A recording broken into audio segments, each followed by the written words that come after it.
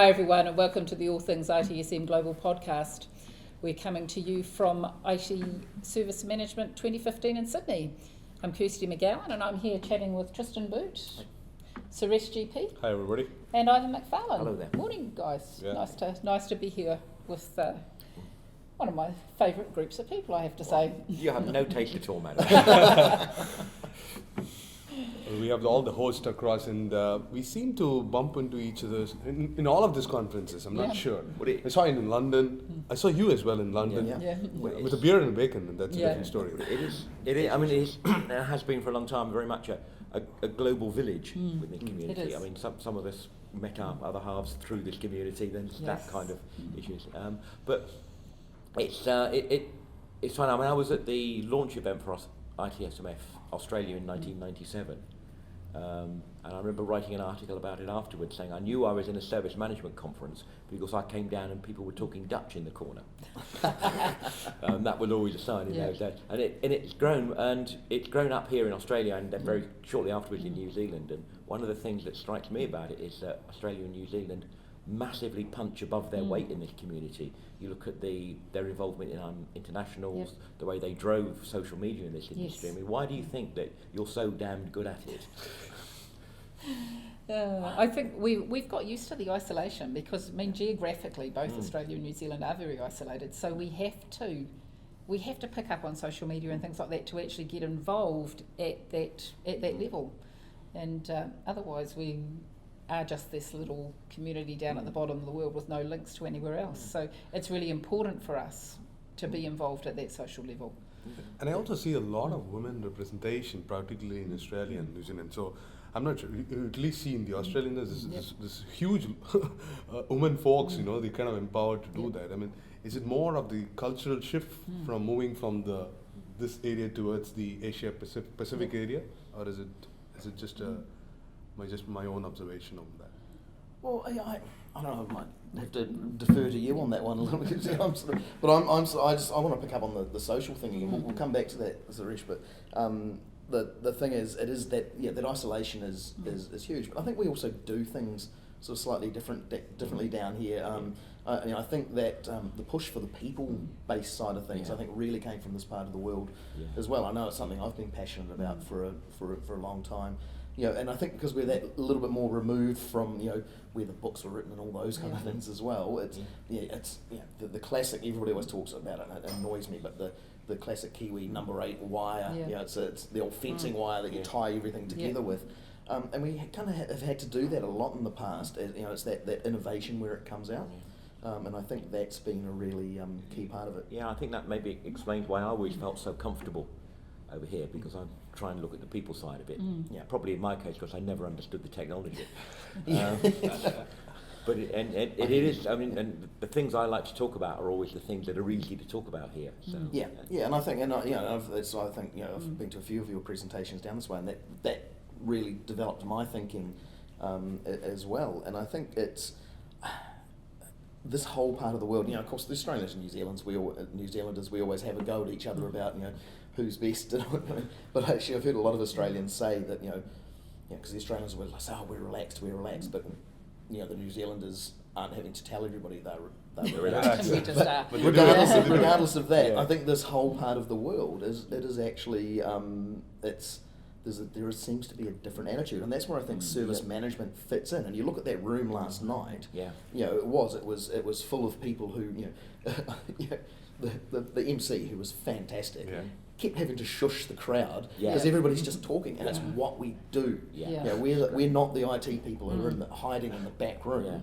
And I think that when I first came across here in the late 90s, and I just loved Australia and New Zealand, and one of the things that appealed to me is that they worked hard and then were able to stop and talk and converse and discuss ideas. Other parts of the world, they just try and work 24/7, and they never actually swap ideas and change. That ability to switch from work mode to networking and communication mode, I think, is a massive skill. And another thing that we've also done, I think we're very good at that. And moving forward, I just had another thought just to go about sort of the isolation means we kind of want to take part in things, and that's why you look at the number of of Australasians who are on the international board, or have been on the international board, have All been worked for the international Yeah, board. yeah, we have a whole lot of people there stacked up. IPESC, all those kind of things. And I think it's actually wanting to have a seat at the table, and wanting to, it's like, just because we're at the other side, on the other side of the world,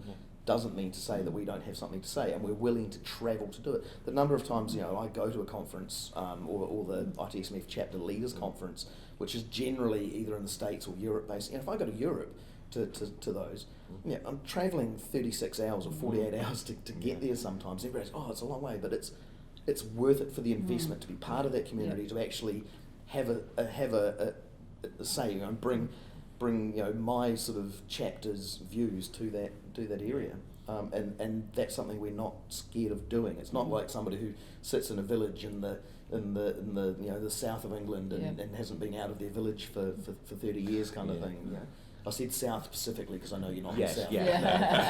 But those of us up north are a lot more cosmopolitan. Suresh, India, the ITSMF in India has been. You've been instrumental in getting that moving again. How's it going? It's always tough when you start something, right? Because India is a huge subscriber-based company, right?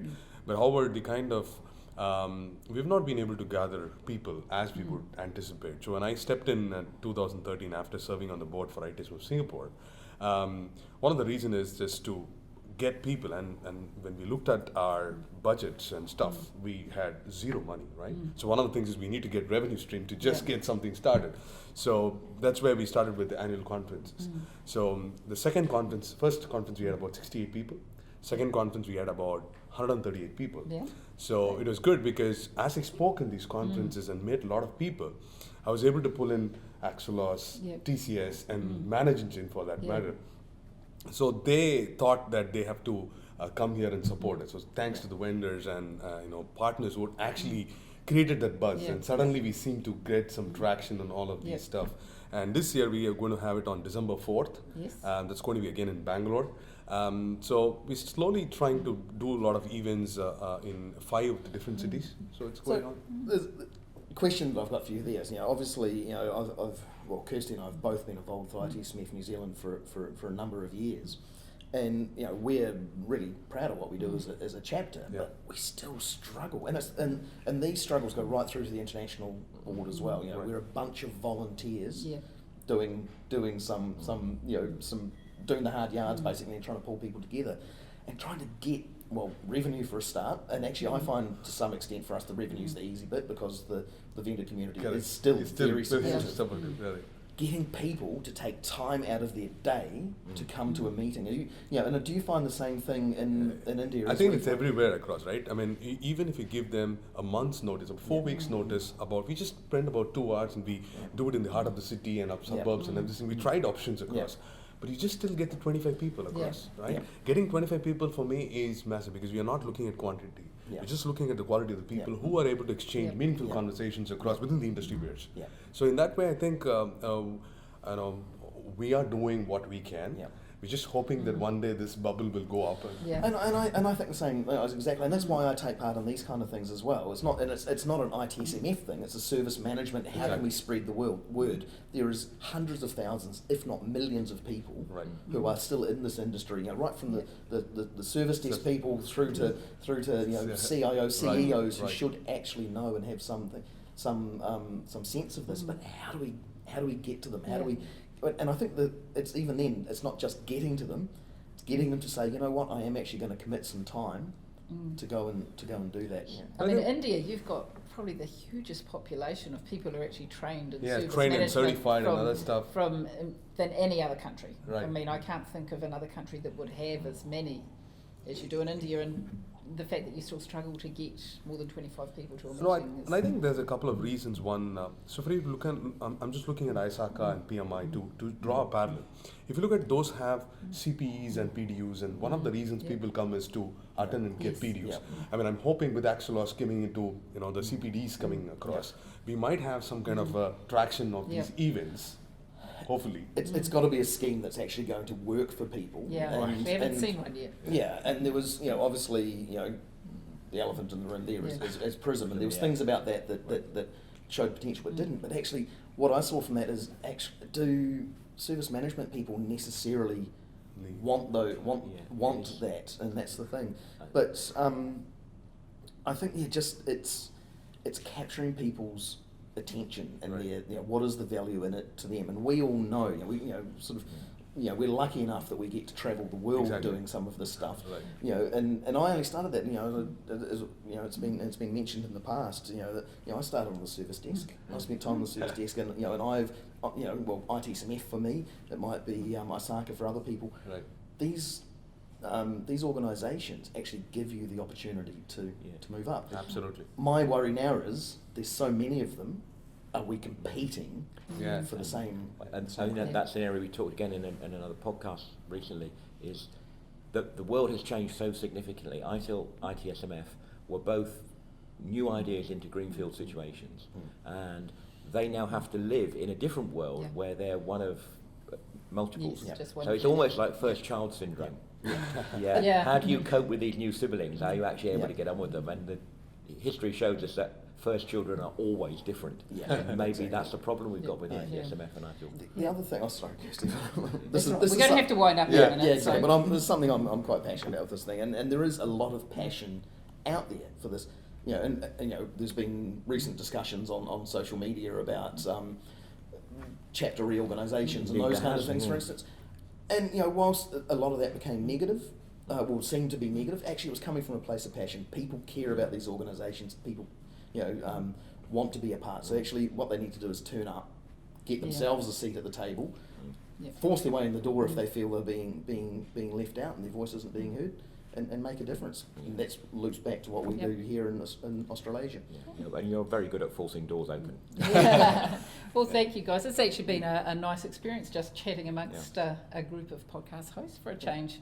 Yeah. Thanks Thank a you. lot.